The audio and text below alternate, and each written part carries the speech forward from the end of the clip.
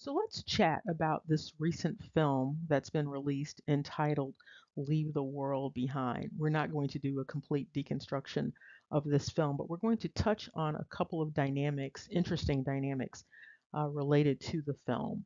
One relates to one of the names of the actors. The other dynamic relates to a message that is communicated by that particular actor, and then some symbolism tied to that actor's actual name and some of the images that were presented in the film. So let's look at this. Now, we will look at the name more closely after we finish looking at the comment that is made by this particular actor. The actor that we're going to be looking at is Mahershala Ali. Now, there's a lot more going on with his name, and we're going to look at what exactly is going on with his name and how it relates to some of the content in the film, particularly a comment that he makes. Now, before we get to deconstructing his name, I just want to point out that his name appears to be related to this idea of the falcon or the royal falcon specifically. Now, this film is a relatively dystopian piece of work, and in the film, it's also apocalyptic in its presentation. And so, in the film, there's a part where the two characters, Mahershala and Julia Roberts, are communicating, and he offers an explanation for his understanding of what's going on in the film. And so he offers, in my line of work, you have to understand the patterns that govern the world. That can help you see the future. And so what stands out here is this idea of patterns. Often, when individuals talk about patterns or they think about patterns, they are thinking about schema or they are thinking about designs, the way that things unfold. However, there's a little bit more going on with this construct of patterns and patterns that govern the world. And so we're going to look at that. And so, what we also find when looking at and deconstructing this whole idea of patterns is that pattern is synonymous with the construct of patron. They don't automatically seem to go together, but they are the same constructs. And so patterns comes out of this idea of patrons. And we're going to look at exactly how this comes about and the implications. Now, this discussion of patterns is pretty interesting because we just finished having the conversation about pita. And so, in many ways, the idea of pattern is also related to pita. Now, what we see here with patron is that patron is simply another word for pattern. Okay. What we also see is that patron, in terms of etymology, is coming from this idea of a lord or master, sometimes understood as one who protects, one who supports, or one who encourages, also related to clergy. But then you also see that it is related to this idea of model and pattern in terms of the Latin. And then if you look down a little further, you'll see again this idea of defender and protector. Also, interestingly, former master of a freed slave. Mhm. You also see that pattern or patron is another word for father.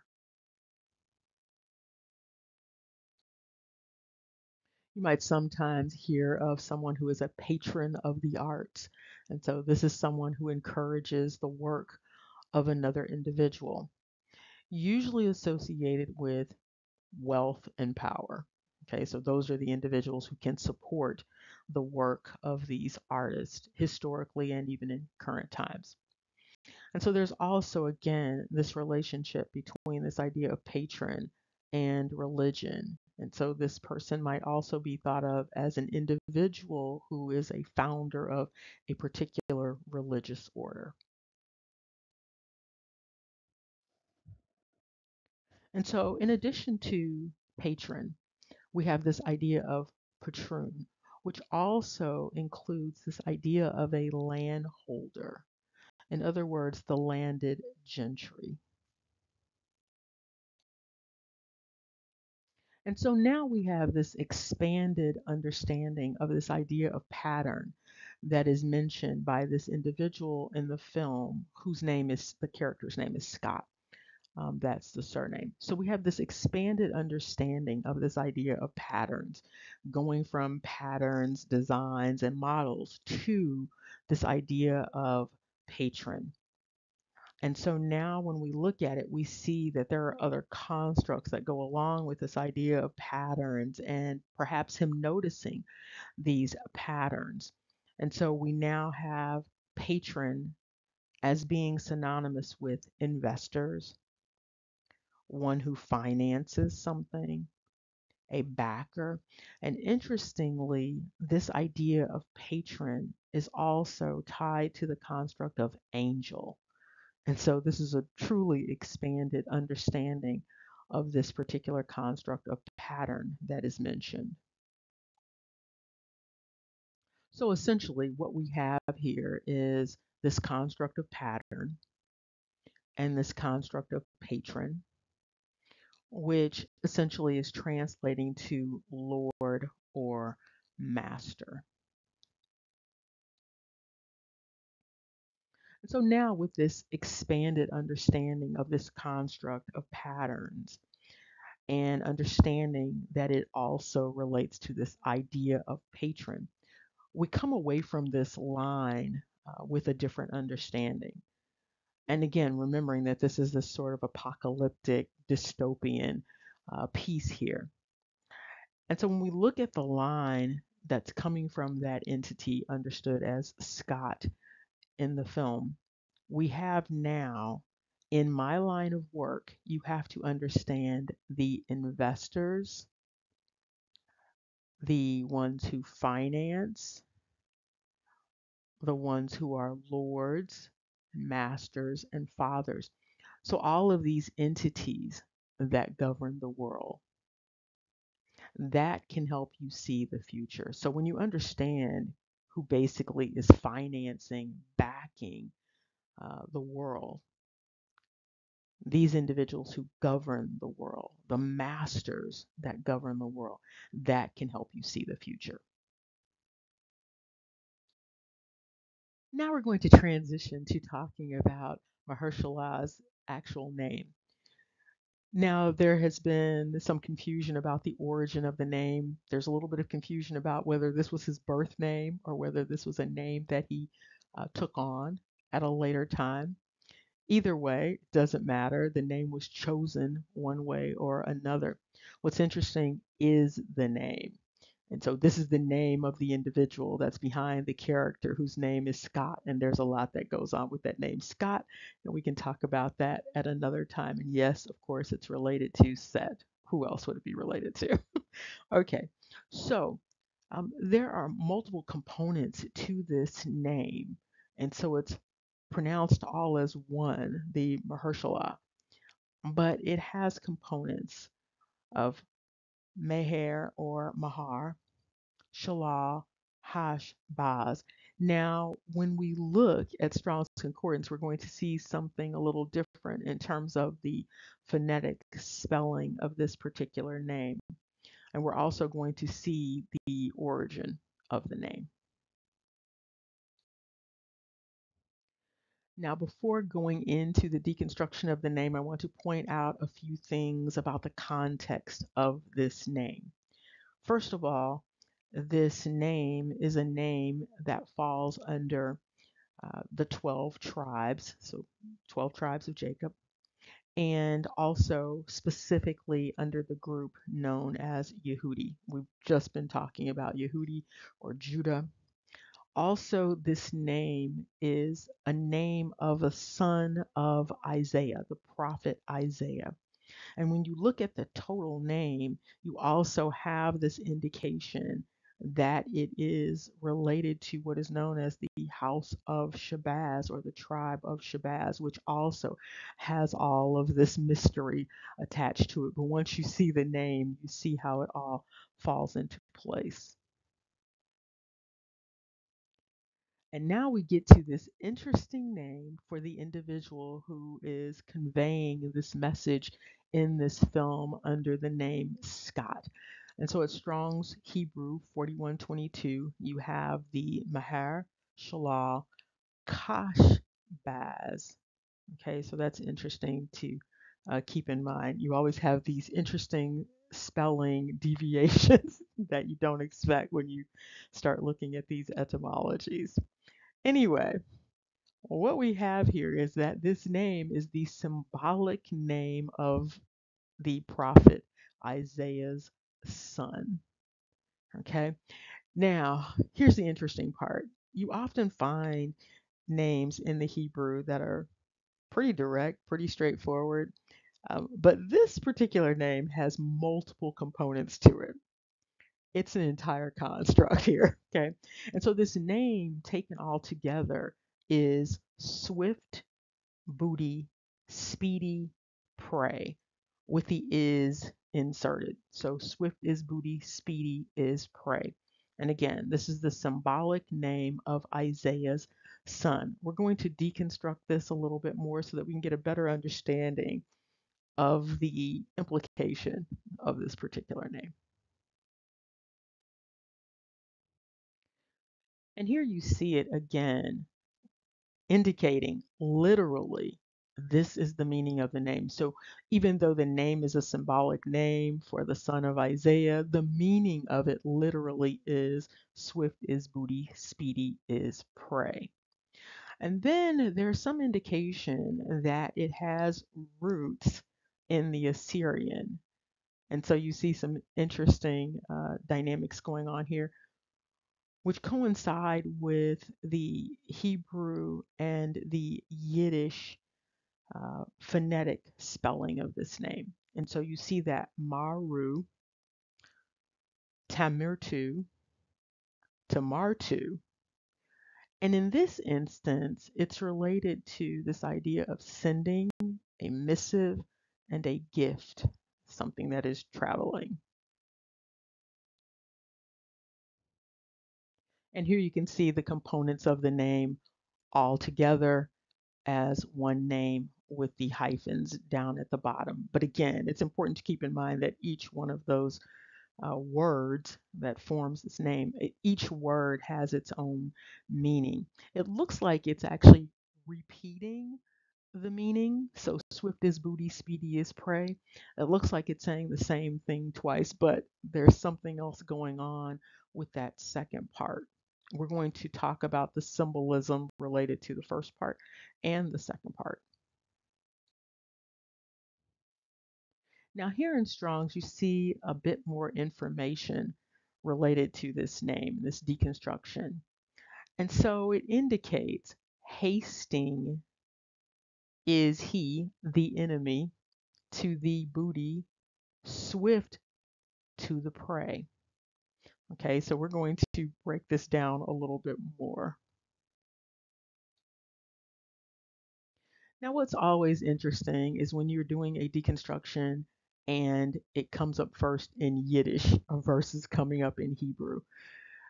It's interesting that this comes up quite frequently. It's not clear about why this takes place so much. And there's always a question of why isn't it translating into the Hebrew first? Why is there this Yiddish deconstruction before the Hebrew deconstruction? Okay, so what we have here when we look at it, it's detecting as Yiddish, But what we did was we went from Yiddish to Hebrew to see what is it saying in Hebrew, not what it's saying in Yiddish, but what is it saying in Hebrew. Because what you can also see here is there's a refusal. Sometimes when it's in Yiddish, there's a refusal to tell you what it is in English. Okay, so we're going to now see, going from the Yiddish to the Hebrew into the English, what exactly is going on with this name. And so when going from the Yiddish to the Hebrew, then into the English, another word emerges. And so again, we have this swift is booty, speedy is prey. However, when going from the Hebrew into the English, this word falcon emerges. Now, this is interesting because that second part is talking about speedy is prey. It looks like at first blush that prey and booty are the same thing. However, the falcon is not considered prey. The falcon is considered a bird of prey. And so now we want to look more closely at this whole idea of prey because it looks like it's being repeated in this particular name. Again, this is a very interesting name. This name only appears once in scripture. Now, of course, most individuals are familiar with the construct of prey. They are familiar with the construct of booty as prey, same thing.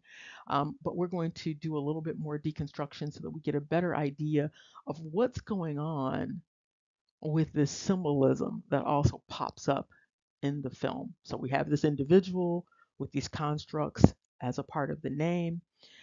And then we have something related to this name that shows up in the film as a part of some symbolism. And so what we have here is prey in terms of the etymology. It's coming out of this idea of an animal that is hunted for food. Also symbolically or figuratively related to souls that are captured by Set, okay, or Seth. Also goods taken in war, related to the idea of an animal taken in chase, something that is hunted, something that is seized. And so this is the understanding of prey as it relates to the construct of booty, of plunder, of game that is hunted, something that is seized, something that is taken. And here we see prey as a verb versus a noun. And so, with respect to the noun, you have this thing that basically is preyed upon. But you also, with respect to prey as a verb, you have the entity that is doing the praying, the prayer. Okay. And so, inside of Mahershala's name is both the construct of the noun as prey and then the verb as prey. So the first part appears to relate to the noun, that which is preyed upon. And then the second part alludes to the idea of the prayer, the individual who is plundering, pillaging, and ravaging. Also indicating that which kills and devours.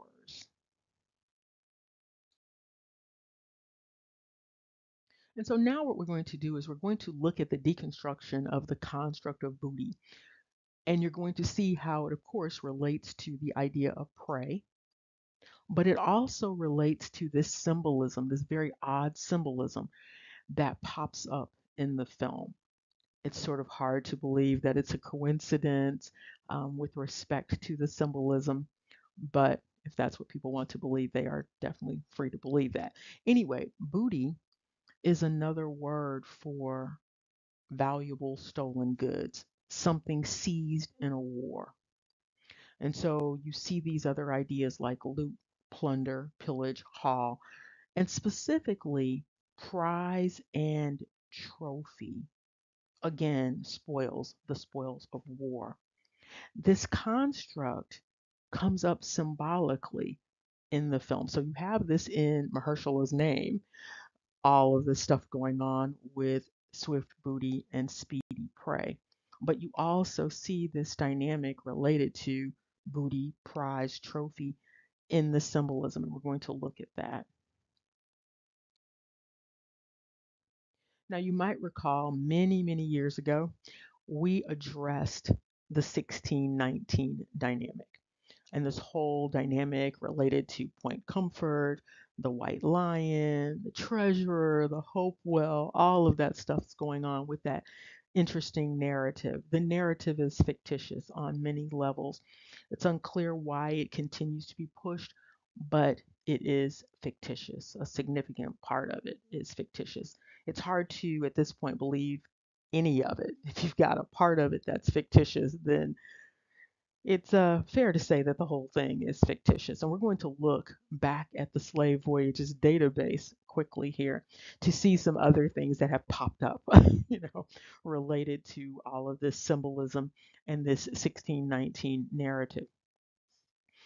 What's interesting here is that in this film, this tanker, this ship, shows up on the shore. Of course, you have this whole point comfort dynamic going on, and then you have the ship that shows up and lands on the shore, and the name of the ship is the White Lion. It's unclear about where this White Lion ship actually came from.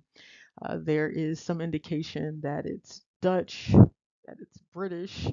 It's unclear at this point, tied to another ship, the Bautista, that was a ship connected with Brazil and Portugal and Angola. So there's a lot going on here with this particular bizarre narrative about the White Lion in 1619. And there's been so much pushing of the 1619 project. It's ridiculous that individuals haven't even taken the time to examine that a little bit more. They know that it's fictitious. I can't believe that a bunch of PhD historians don't know or don't recognize the fiction that's embedded in this particular narrative related to some 20 odd or 20 and some individuals.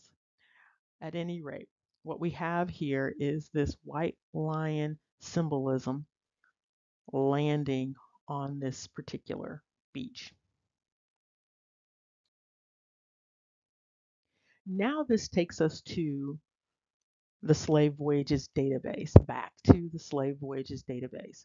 Now we are looking at the intra-American slave trade. What's interesting here, and of course the slave wages database changes from time to time. New things are added, some things are taken away, all sorts of interesting dynamics going on with this database. Now, originally, the idea of the white lion was presented as a part of the transatlantic slave trade.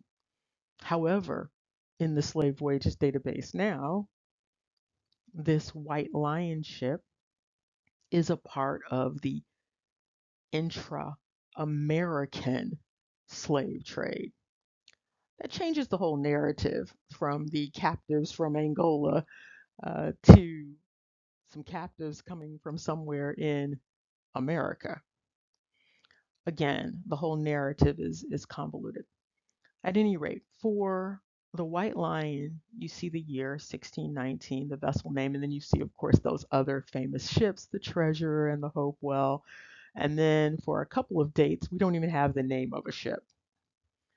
Now, what's interesting about these ships is that they have a notation that you don't typically see in the slave wages database. So here we have these notations that where it says principal place where captives were purchased. Okay, so one indicates prize taken from Portuguese. What did we just finish talking about with respect to prize? Prize is prey. Prize is booty. Okay, and so what we have here is this indication prize taken from Portuguese. Yes, but where were they originally purchased? It's not indicated. The landing is Bermuda. Then you look over at the White Lion, 1619 again, and it indicates principal place where captives were purchased, the Americas. port unspecified. This is ridiculous. Okay. So, for some reason, this narrative has changed from the capturing people in Angola, a part of the narrative has changed, to they were captives in the Americas. Now, some people will offer that, oh, that's because that's where they were taken from the Portuguese. However, you see with the treasurer, it says prize taken from Portuguese. And so, if that was the narrative, it would have the same narrative that you see for the Hopewell prize taken from Portuguese.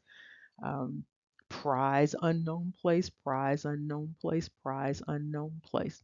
However, with this particular one, that doesn't land in Bermuda, by the way, it lands in Hampton.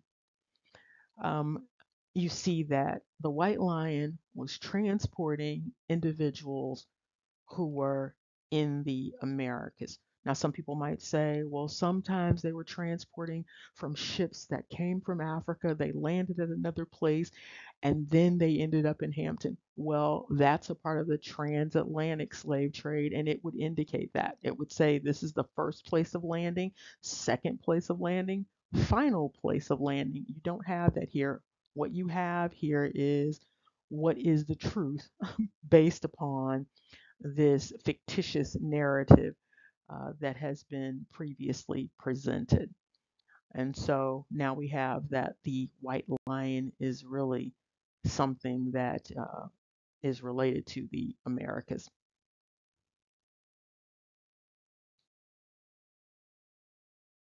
And just to make sure that you can see it very clearly, you can see this contrast between the treasurer, the white lion, and the Hopewell.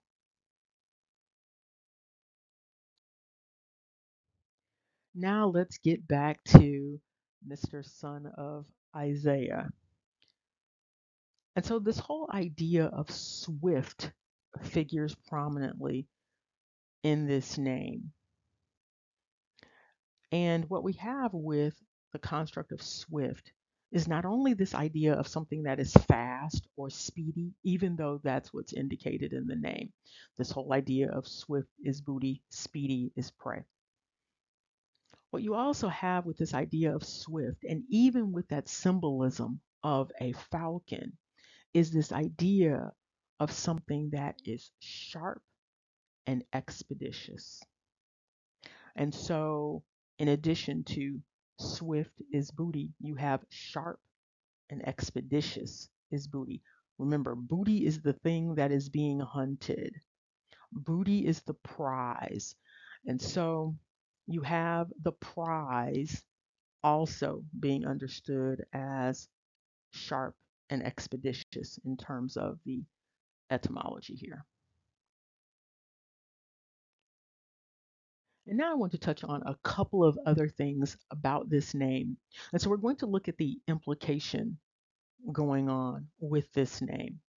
So we have swift is booty, speedy is prey. Now I'm going to deconstruct this and then give it some meaning in terms of implication. What it looks like might be going on with this name is a message or an idea of when the prey is swift, swift must be the predator. And so, if what is being chased is fast, swift, sharp, speedy, expeditious, in order to catch up to that which is being pursued, the predator would have to be the same. And so, it's a sort of admonition. But you also have the flip side of this inside of the same name. And this is noteworthy because of that falcon that came up with that Hebrew translation. So the other part of that is when the predator is swift, swift must be the prey. And so if there is a swift, a sharp, an expeditious predator, then the prey, that which is hunted, must also be swift, sharp, expeditious in order to evade the predator. And so there's a twofold message going on with respect to this name. Another thing about the actor's name is that he has something on the end of it, which is Ali. Now, this is interesting for a number of reasons. For one, many individuals will offer, in terms of the Hebrew, that Ali, of course, is tied to Allah. And they will offer to you this negative connotation associated with Allah. However, there is another etymology dynamic going on with Allah. And the reason why it is shielded is because of the spelling. So there's another L added to create confusion so that you don't know this other meaning for Allah.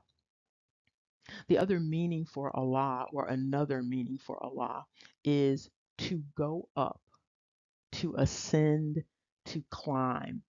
And so, therefore, there is this idea of deification going on. And so, it's not considered the negative things that many individuals who are using Hebrew translations come away with. And so, there's something else going on here with respect to this name, Ali and Allah. So we're going to continue on here because we're going to touch on that last part of that name, which is that Shabazz.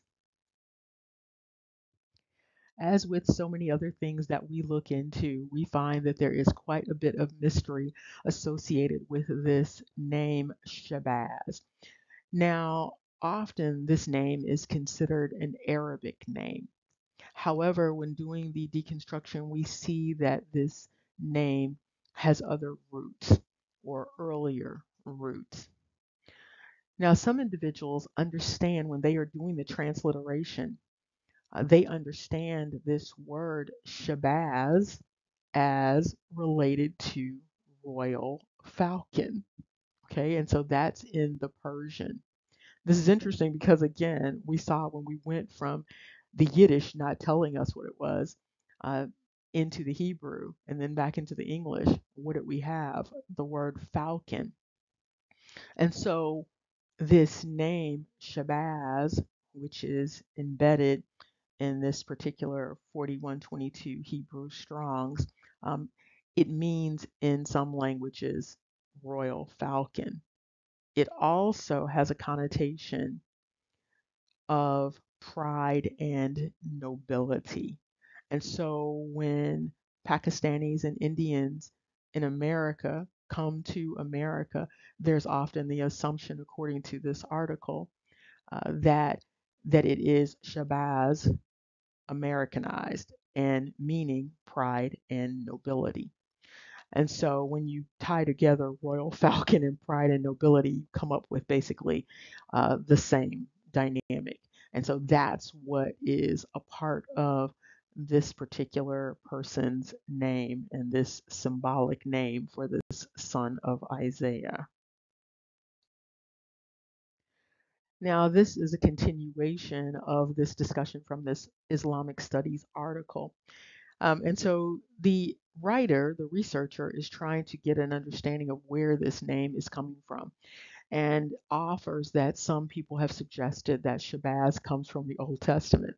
But this writer found nothing that really resembled it. Okay, well, we've already seen it. Okay, so there is something that resembles it, and it is right there in your face. There's also an indication that this name is related to Shesh Bazar, and this is a prince of Judah, and this is in the book of Ezra. This is interesting because when you see that Shesh, Sheesh, that is indicating Set, Seth, and Shem yet again. However, this person is discounting that and indicated that this is not the name of a tribe. If you recall, whenever there is a family name, then that becomes the name of the tribe. And so if there are descendants, then that would be the name of a tribe. And now that we know that this construct of a falcon is a part of this particular name, we have another dynamic going on in terms of symbolism. Because even though there are a number of set correlations with respect to a royal falcon, that's another way of saying Horus, because Horus is considered the royal falcon.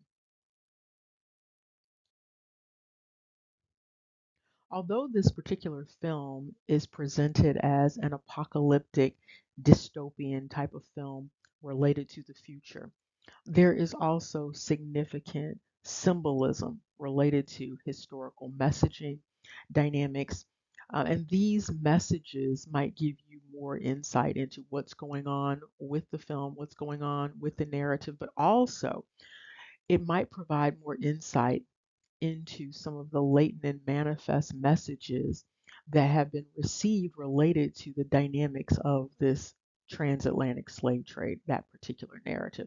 So there's a lot going on just in this small analysis related to this film. And perhaps you've seen the film and you have a little bit more that you might want to offer related to any aspect of the film. All of that is welcome and encouraged. Remember, knowledge is power. Take care. See you soon.